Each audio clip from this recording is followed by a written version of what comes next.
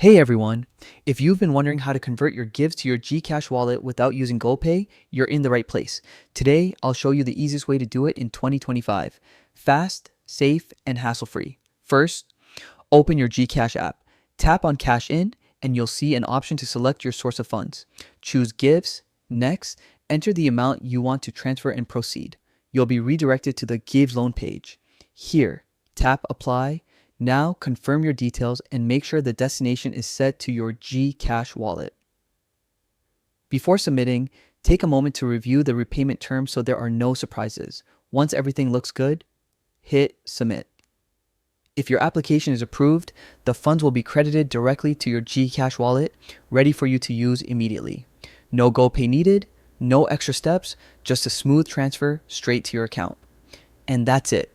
Converting Gives to your GCash wallet has never been easier.